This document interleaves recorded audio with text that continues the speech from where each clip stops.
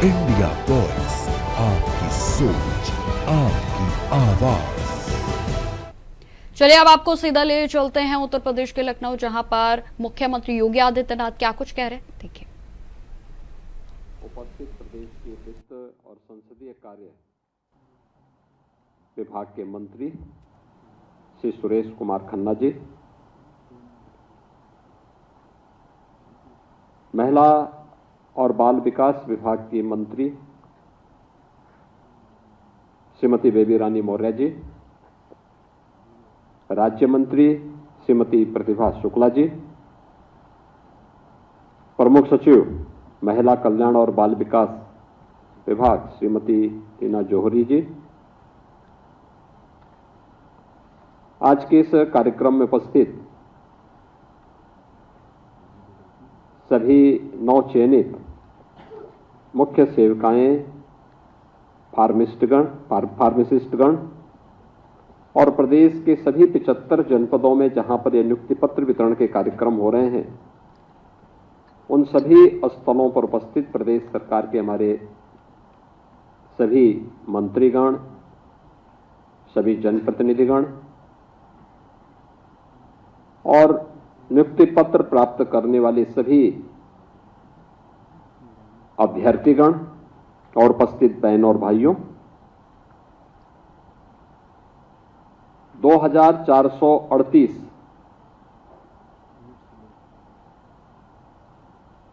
अभ्यर्थियों को ये नियुक्ति पत्र आज एक साथ वितरित हो रहे हैं, जिसमें 2425 आंगनबाड़ी केंद्रों में प्रदेश की कुपोषित माताओं के लिए और नवजात शिशुओं के पोषण अभियान की मॉनिटरिंग के लिए मुख्य सेविकाओं का और 13 फार्मासिस्ट की चयन की प्रक्रिया संपन्न होने के उपरांत आज नियुक्ति पत्र वितरण का कार्यक्रम हो रहा है। मैं सबसे पहले जो प्रदेश भर की बेटियों को यह अवसर प्राप्त हो रहा है, उन सबको, उनके परिवार के सभी सदस्यों को इस चयन की प्रक्रिया में सफलतापूर्वक नियुक्ति पत्र वितरण होने के इस अवसर पर प्रदेश सरकार की ओर से हृदय से बधाई देता हूं और अधीनस्थ सेवा चयन आयोग को इस पूरी प्रक्रिया को निष्पक्ष, पारदर्शी और शासन की मंशा के अनुरूप करने के लिए हृदय से धन्यवाद भी करता हूं। वास्तव में हर एक युवा के मन में एक सपना होता है और उस सपने को प्राप्त करने के लिए वह अपने स्तर पर प्रयास करता है, एक स्वस्थ प्रतिस्पर्धा को आगे बढ़ाने का काम करता है। उस युवा के सपने को मंच देने का काम किसी भी लोकप्रिय सरकार को करना चाहिए। इस सरकार का दायित्व होता है, युवा प्रतिभाशाली होता है, ऊर्जा से भरपूर होता है, उसको सही दिशा मिल सके, वह राष्ट्र निर्माण की प्रवर्तमान अभियान का हिस्सा बन सके, यह किसी भी सरकार की जिम्मेदारी बननी चाहिए। लेकिन जब वही युवा भेदभाव का शिकार होता है, बेईमानी और भ्रष्टाचार की भेड़ चढ़ता है, ये क्षति केवल एक युवा की नहीं होती, राष्ट्रीय क्षति होती है। राष्ट्र उस प्रतिभा से वंचित होता है, पीढ़ियां उस प्रतिभा से वंचित होकर के, कुंठित होकर के निराशा और हताशा की ओर जाती है। दुर्भाग्य से लगभग 2 दशक तक उत्तर प्रदेश एक लंबे समय किस हताशा, निराशा के जाल में फंस करके पूरी तरह अंधकार के युग में जा चुका था। 2017 के पहले यही होता था, नियुक्ति नहीं हो पाती थी। अगर नियुक्ति कहीं से आ भी गई तो उसमें बंदरबांट होता था। बेईमानी और भ्रष्टाचार इस कदर में होती थी कि योग्यता के आधार पर किसी भी युवा को उसका चयन नहीं मिल पाता था। परिणाम होता था न्यायालय को हस्तक्षेप करना होता था, और उसके बाद फिर ये मामले आगे बढ़ते थे। परिणाम क्या रहा? उत्तर प्रदेश की नियति हो गई थी बीमारू राज्य बनने की। उत्तर प्रदेश को परमात्मा ने, प्रकृति ने बीमारू नहीं बनाया था। बेईमान राजनीतिक दलों ने उत्तर प्रदेश को बीमारू बनाया था। मानसिक रूप से बीमार लोगों ने उत्तर प्रदेश को बीमार बनाया था। ये उत्तर प्रदेश अपनी प्रकृति से और प्राकृतिक संसाधनों से दुनिया का सबसे समृद्ध प्रदेशों में से गिना जाता है, लेकिन यहां की बीमार मानसिकता की राजनीतिक दलों ने, सत्ताधारी दलों ने उत्तर प्रदेश को बीमारू राज्य की श्रेणी में ला करके खड़ा कर दिया था। युवाओं के सामने पहचान का संकट खड़ा हुआ तो उत्तर प्रदेश के सामने पहचान का संकट खड़ा हुआ।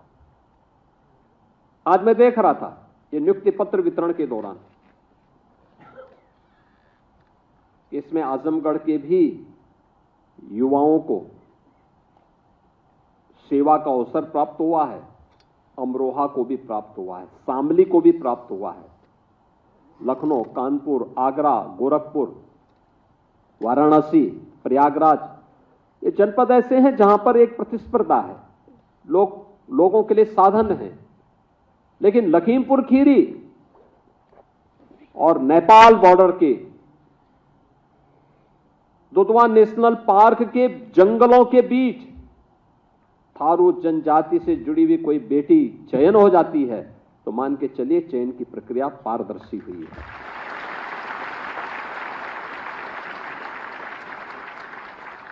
चयन की प्रक्रिया में अगर सुदूर किसी आजमगढ़ से, किसी अमरोहा से, किसी बिजनौर से, किसी शामली से, किसी ललितपुर से, किसी जालौन से, किसी सोनभद्र से अगर किसी बेटी का चयन होता है तो हम मान करके चलते हैं कि चयन की प्रक्रिया निष्पक्ष हुई है, पारदर्शी हुई है, क्योंकि प्रतिभा वहां पर भी है।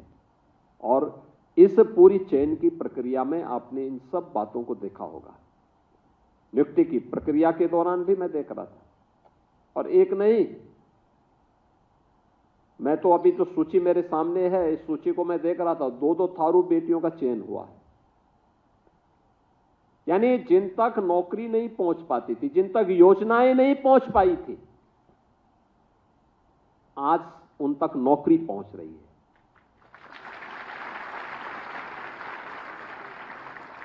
ये उत्तर प्रदेश बीमार नहीं था, उत्तर प्रदेश को बीमार किया गया था।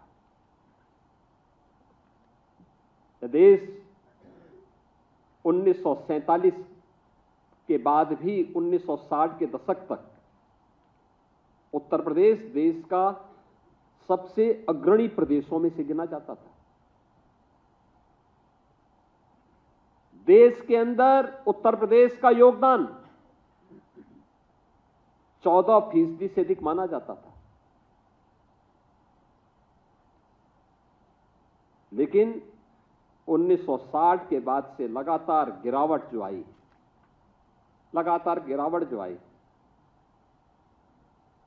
1990 के बाद लगातार इसमें और तीव्रता के साथ ये गिरावट आती गई, और 2017 आते आते उत्तर प्रदेश का देश के विकास में योगदान 8% से भी कम हो गया था। हर शासन की योजना में उत्तर प्रदेश पीछे होता था। क्या खाद्यान्न उत्पादन में, क्या प्रदेश के अंदर इंफ्रास्ट्रक्चर में, क्या इन्वेस्टमेंट में, किसी भी फील्ड में उत्तर प्रदेश एकदम पिछड़ता गया। यहां के नौजवान कहीं उत्तर प्रदेश से बाहर जाते थे, यहां तो नौकरी नहीं मिलती थी, कोई रोजगार नहीं होता था। लेकिन यहां का नौजवान जब उत्तर प्रदेश से बाहर जाता था तो बाहर जाकर के भी उसके सामने पहचान का संकट खड़ा होता था। आज मैं देख रहा था, आजमगढ़ का नौजवान भी जब यहां पे चयन हुए हैं, आजमगढ़ की बेटियां भी जब चयनित हुई हैं, मैं देख रहा था, एक समय होता था आजमगढ़ का नाम लोग सुनकर के डरते थे, उसके नाम से पहले ही उनको बाहर कर देते थे। होटल और धर्मशाला में रूम नहीं देते थे लोग। ये स्थिति किन लोगों ने बनाई? इन लोगों ने बनाई जिन लोगों ने प्रदेश को दंगों की आग में झोंक करके प्रदेश के सामने पहचान का एक संकट खड़ा किया था, जिन्होंने उत्तर प्रदेश को अपने परिवार के लूट का एक अड्डा बना दिया था, जिन लोगों के कारण पहचान के भीषण संकट के दौर से उत्तर प्रदेश को गुजरना पड़ा था, वे उस बीमारी के कारण थे और उस बीमारी को समझने की आवश्यकता है। और ये आपका सौभाग्य है। याद रखना, कार्य कोई बड़ा नहीं होता, कोई छोटा नहीं होता। जहां अवसर मिले वहां अपनी प्रतिभा का भरपूर उपयोग करिए और याद रखना, आगे के बढ़ने की संभावना अपने आप आपके जीवन में आती हुई दिखाई देगी जब भी आप ईमानदारी के साथ, पूरी प्रतिबद्धता के साथ अपनी जिम्मेदारियों का निर्वहन करेंगे। तो न केवल आपके लिए आगे बढ़ने के अवसर होंगे, बल्कि प्रकृति और परमात्मा की कृपा भी आप पर उसी प्रकार से बनेगी जिस प्रकार से आपने इस पूरी व्यवस्था के साथ देखा होगा। आज आप इस बात को कह सकते हैं कि चयन की प्रक्रिया में आपके साथ न भेदभाव हुआ है, तो आपको भी किसी के साथ कोई भेदभाव नहीं करना। 25 करोड़ जनता के लिए आपको सेवा का अवसर प्राप्त हो रहा है। और याद करना, ये मिशन रोजगार के साथ हम लोग नियुक्ति पत्र वितरण के कार्यक्रम को इसीलिए जुड़ते हैं क्योंकि प्रधानमंत्री जी इस बात को कहते हैं कि यह इस बात का संकेत होना चाहिए कि किसी के साथ अन्याय नहीं हुआ है, न होना है। तो अगले व्यक्ति की भी गारंटी होनी चाहिए कि वह भी इस बात की गारंटी के साथ जुड़े कि कोई भेदभाव हम भी नहीं होने देंगे, न करेंगे। अगर यह जिम्मेदारी होगी तो हम न केवल अपनी सेवा के प्रति बल्कि अपने राष्ट्रीय कर्तव्यों का भी ईमानदारी पूर्वक निर्वहन कर रहे हैं। कोई अनुमान करता था उत्तर प्रदेश में बेटियों का चयन इतनी बड़ी मात्रा में एक साथ होगा, एक साथ वे चयनित होकर के शासन के व्यवस्था का हिस्सा बनेंगे? और आज ये केवल महिला और बाल विकास विभाग में नहीं, अब तो यह जीवन के प्रत्येक क्षेत्र में हो रहा है। उत्तर प्रदेश पुलिस में अभी 2 महीने पहले हम लोगों ने 60,244 पुलिस भर्ती की प्रक्रिया को संपन्न किया। इस 60,244 में 12,045 केवल बेटियां भर्ती हुई हैं। 12,045, एक ही भर्ती में 12,045 बेटियां भर्ती हुई। याद करिए, 1947 से 2017 तक उत्तर प्रदेश पुलिस बल में केवल 10,000 महिला पुलिस कार्मिक थी।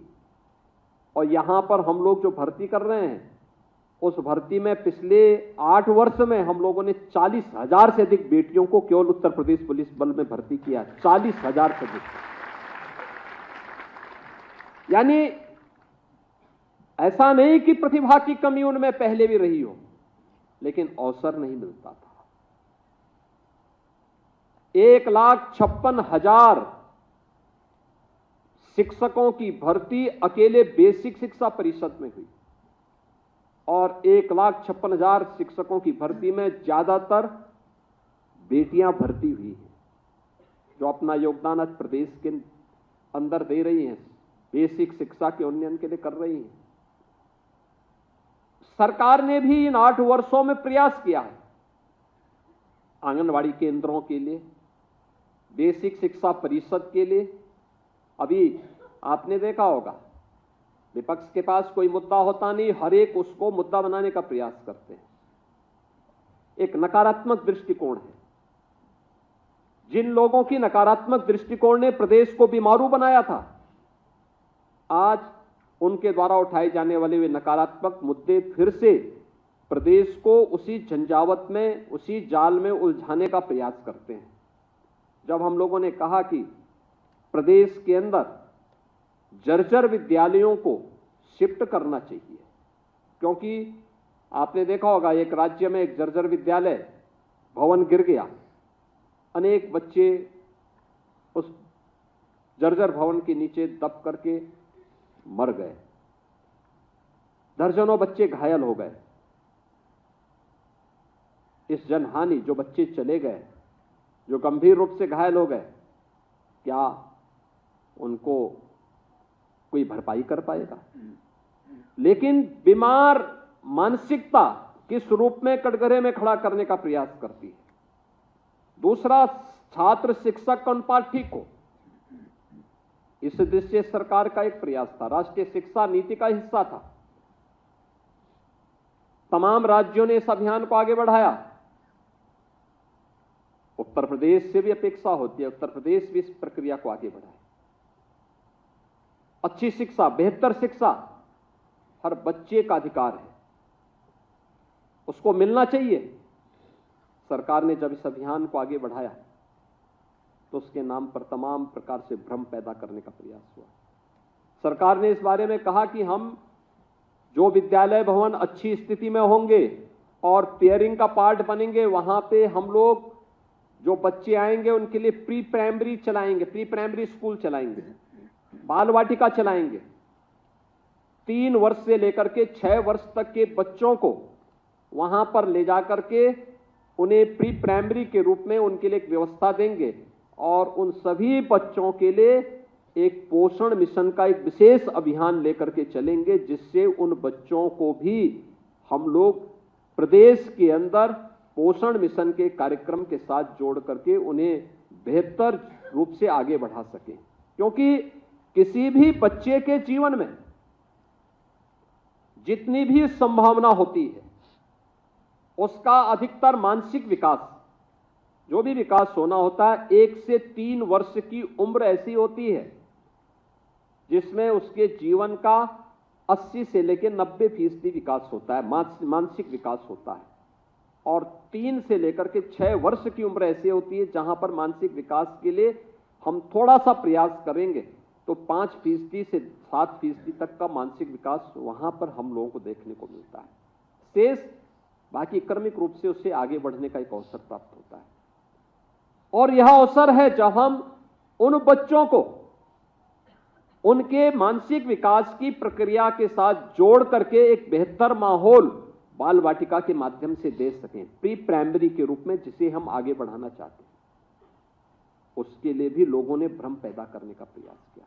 आज मुझे प्रसन्नता है कि महिला और बाल विकास विभाग और बेसिक शिक्षा परिषद ने तमाम विरोध के बावजूद 5000 ऐसी बाल वाटिकाओं को सफलतापूर्वक संचालन की प्रक्रिया के साथ जोड़ करके आगे बढ़ा दिया है। उत्तर प्रदेश के अंदर अभी विभाग की मंत्री श्रीमती बेबी रानी मौर्य जी और श्रीमती प्रतिभा शुक्ला जी अपनी बात को बता रही थी कि कैसे उन्होंने ऑपरेशन कायाकल्प के अंतर्गत आंगनबाड़ी केंद्रों का पुनरुद्धार का कार्य सफलतापूर्वक संपन्न किया, नए आंगनबाड़ी केंद्र बनाए। और हम लोगों ने विभाग से कहा है कि भाई एक बार में जितने भी आंगनबाड़ी ऐसे केंद्र हैं जिनके पास अपना स्वयं का भवन नहीं है, एक बार में प्रस्ताव बनाइए, शासन धनराशि देगा, उनके पास अपना भवन होना चाहिए और एक बेहतरीन माहौल वहां पर बच्चों को प्राप्त होना चाहिए। यह सरकार की प्रतिबद्धता है, क्योंकि अगर हमारा बचपन स्वस्थ होगा तो उसकी जवानी भी और उसका बुढ़ापा भी अपने आप ही स्वस्थ हो जाएगा, देश का भविष्य सुधर जाएगा, संवर जाएगा और इसको सजाने संवारने का काम आपके हाथों में आ रहा है, आपके हाथों में आ रहा है। याद रखना, देश के बचपन को बचाने की पूरी जिम्मेदारी प्रदेश के बचपन को बचाने की महत्वपूर्ण जो जिम्मेदारी है वह दायित्व आपके ऊपर आ रहा है। इसी के लिए प्रधानमंत्री जी ने इस बात को कहा। हमेशा प्रधानमंत्री जी इस बात पर जोर देते हैं कि जो हमारी आंगनवाड़ी की बहनें हैं, उन बहनों का काम उसी प्रकार से है जैसे मां यशोदा का काम था। भगवान श्री कृष्ण को उनके जन्म से लेकर के और 6 वर्ष की उम्र तक का लालन पालन मां यशोदा ने किया था। याद रखना, जब भी कृष्ण की बात आती है, श्री कृष्ण की बात आती है, तो मां यशोदा को भी हर व्यक्ति याद करता है, स्मरण करता है, उसी श्रद्धा भाव के साथ उन्हें सम्मान देता है। आपका स्थान भी वही बनने जा रहा है। आप उन आंगनवाड़ी केंद्रों में जो बहनें काम कर रही हैं, उनकी मॉनिटरिंग के लिए, उनका वहां पर मॉनिटरिंग के लिए आपको एक मुख्य सेविका के रूप में अपने दायित्व का निर्वहन करना है। वहां पर उस दायित्व का निर्वहन करना है, उसके साथ आपको जुड़ना है। तो एक बड़ी जिम्मेदारी है। हमें अपने कार्यों के माध्यम से यह दिखाना होगा कि बेटा हो या बेटी, कोई भेदभाव नहीं होना चाहिए। लोगों में एक अवेयरनेस पैदा होना चाहिए। एक जागरूकता बहुत महत्वपूर्ण है। और इसी के लिए प्रदेश में हम लोगों ने मुख्यमंत्री कन्या सुमंगला योजना चलाई। मुझे प्रसन्नता है कि अभी 26 लाख बेटियों को हम इस योजना के साथ जुड़े हुए हैं। ये 26 लाख से अधिक बेटियां जन्म से लेकर के स्नातक तक की पढ़ाई के लिए सरकार के उस 25,000 के पैकेज के साथ जुड़ चुकी है। हम लगातार इस अभियान को आगे बढ़ाना चाहते हैं और भी संख्या में ये चीजें आगे बढ़े। बेटी शादी योग्य होगी जिन परिवारों में साधन नहीं है, उसकी जिम्मेदारी सरकार लेगी। मुख्यमंत्री सामूहिक विवाह योजना में ऐसी बेटियों की शादी के लिए, हर बेटी की शादी के लिए 1 लाख रुपए की व्यवस्था सरकार कर रही है, सरकार दे रही है। और मुझे प्रसन्नता है कि 4 लाख बेटियों की शादी इस योजना के माध्यम से अब तक प्रदेश सरकार संपन्न कर चुकी है। ये चीजें तब होती हैं जब सरकार की मंशा बिना भेदभाव के इन कार्यक्रमों को आगे बढ़ाने की होती है। मातृ वंदना योजना में 183 करोड़ रुपए से अधिक की धनराशि अब तक वितरित की जा चुकी है। ये लगातार आगे बढ़ाई जा रही है। और मुझे ये देख करके अच्छा लगा जब लोग कहते हैं कि आखिर परिणाम क्या है। तो परिणाम इस बात पर निर्भर करता है कि अगर हम लोग जो नेशनल फैमिली हेल्थ सर्वे है 4 तो 15-16 में हुआ था, उसकी तुलना में अगर 17 के बाद के आंकड़ों को देखेंगे तो इसमें व्यापक सुधार देखने को मिला। यानी ये दिखाता है कि एक सही दिशा में हम लोग चल रहे हैं। खासतौर पर अगर हम देखेंगे तो पहले 4 वर्ष में ही 17 के बाद पहले 4 वर्ष में जो हमारे सामने परिणाम आए, महिलाओं में एनीमिया के स्तर में 5.1% का सुधार हुआ, स्टंटिंग में 6.6% की, अल्प वजन में जो प्रीमेच्योर बच्चे हो जाते हैं 7.4% की, सूखापन में 0.6% के का सुधार हुआ और शिशु मृत्यु दर घट करके 38 हो गई और मातृ मृत्यु दर 197 हो गई। यानी ये चीजें दिखाती हैं कि प्रधानमंत्री जी की जो मंशा है उसके अनुरूप इसे हम तेजी के साथ आगे बढ़ा रहे हैं। और अभी कुछ ही महीनों में जब आंगनबाड़ी केंद्रों में स्मार्टफोन मिलेंगे, उनकी ट्रेनिंग होगी, डाटा अपलोड होने, ये डाटा इससे भी बेहतर हुए होंगे, लेकिन नियमित रूप से रियल टाइम मॉनिटरिंग न होने का परिणाम है, या वह डाटा हमें समय पे न मिलने के नाते अपलोड समय पे न होने का परिणाम होता है कि बहुत बार सही आंकड़े न पहुंचने के कारण भी हमारे आंकड़े कम देखने को मिलते हैं। लेकिन अभी बहुत शीघ्र जब ये मिलेंगे तो मैं कहता हूं इसमें काफी बड़े पैमाने पर इसमें परिवर्तन आएगा और उस परिवर्तन का वाहक आपको बनना पड़ेगा। हर आंगनबाड़ी केंद्र के अंदर व्यवस्था को देखना, समय पे पोषाहार मिल जाए, कुपोषित मां हो या बच्चा हो, उसके लिए उपलब्ध पोषाहार समय पे उन्हें मिले, सभी प्रकार की शासन की योजनाओं का लाभ उन्हें प्राप्त हो सके। हमारा प्रयास होना चाहिए कि हम वहां पे एक टीम लीडर के रूप में मार्गदर्शन करें, सोसाइटी को जागरूक करें, आगे बढ़ने के लिए प्रेरित करें, अपना स्वयं का आंगनबाड़ी केंद्र बन सके, इसके लिए प्रस्ताव देना, इन कार्यक्रमों को आगे बढ़ाना। और अगर इन कार्यक्रमों को हम आगे बढ़ा देंगे, सरकार ने इस दिशा में काफी चीजें आगे बढ़ाई हैं और इन चीजों को आगे बढ़ाने के लिए हम लोग जब तेजी के साथ कार्य कर रहे हैं, आज परिणाम है। आज यहां पे मुख्य सेविकाओं के 2425 नियुक्ति पत्र वितरित हो रहे हैं, लेकिन आपकी नियुक्ति के पहले जनपद स्तर पर 19,424 आंगनबाड़ी कार्यकर्तियों की भी नियुक्ति की प्रक्रिया सकुशल संपन्न हो चुकी है। इसी वर्ष संपन्न हुई है ये सब। याद करिए, इतना बड़ा कभी नहीं, इतने बड़े पैमाने पे नियुक्ति कभी नहीं हुई। 19,424 अभी यहीं पे संपन्न हुई है। इसके साथ ही 3,000 से अधिक आंगनबाड़ी सहायकों की भी, जो आंगनबाड़ी सहायिकाएं थी, उनका भी आंगनबाड़ी कार्यकर्त्री के रूप में उनको प्रमोशन दिया गया, यानी उनके मानदेय में उसके साथ ही बढ़ोतरी भी हुई है।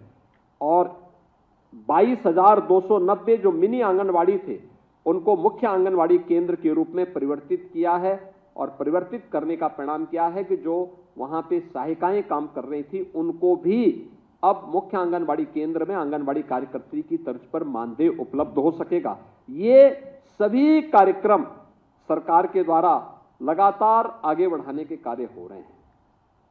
आपके ऊपर एक बहुत महत्वपूर्ण जिम्मेदारी है। इस महत्वपूर्ण जिम्मेदारी का हिस्सा आप सभी को बनना पड़ेगा। प्रदेश के अंदर आज के दिन पर हम देखेंगे कि हमारे पास जो स्वीकृत आंगनबाड़ी कार्यकर्ती का जो भी पद हैं 1,90,000 हैं और आंगनबाड़ी सहायक के पद भी 1,90,000 हैं। इन सभी को हमें तेजी के साथ आगे बढ़ाने की कार्रवाई को करना होगा और इसके साथ प्रदेश के अंदर हम लोगों को अन्य तमाम जो कार्यक्रम प्रदेश सरकार के द्वारा समयबद्ध तरीके से आगे बढ़ रहे हैं, अगर ये सभी कार्यक्रम आगे बढ़ेंगे, मेरा मानना है कि हम प्रदेश के बचपन को बेहतर बनाने में सफल हो सकते हैं। बचपन हमारा अगर अच्छा रहा तो ये मानकर के चलिए कि बचपन स्वस्थ है तो आगे का जीवन अपने आप ही समृद्धि के पथ पर अग्रसर होगा। ये रास्ता यहीं से शुरू होता है। प्रधानमंत्री जी ने 2047 का लक्ष्य देशवासियों को दिया है। 2047 में कैसा भारत चाहिए? एक ऐसा भारत जो विकसित हो, आत्मनिर्भर हो, समृद्धि के पथ पर आगे बढ़ते हुए दुनिया का नेतृत्व करने वाला हो। ऐसे भारत के निर्माण का रास्ता कहीं से जाता है तो वह आंगनबाड़ी केंद्रों से जाता है, गांव से जाता है, गलियों से होकर के जाता है। वहां के अपने नवजात शिशुओं की, कुपोषित माताओं के जीवन स्तर को उठाने की दिशा में एक बेहतरीन प्रयास करने की दिशा में हम सबको कार्य करना होगा। सरकार इस दिशा में पूरी प्रतिबद्धता के साथ कार्य करेगी।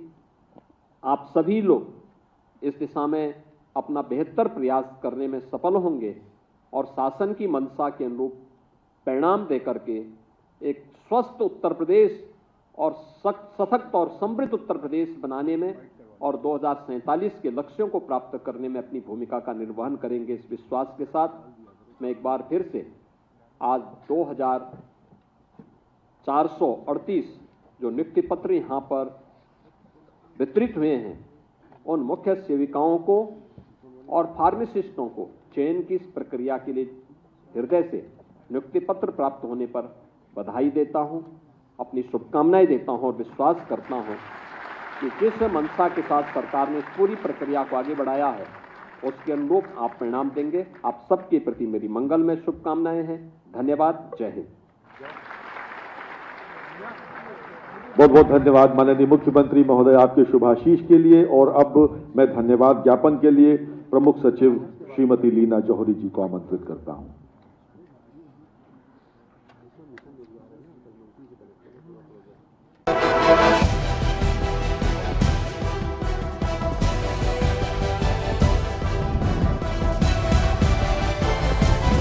इंडिया वॉइस, आपकी सोच।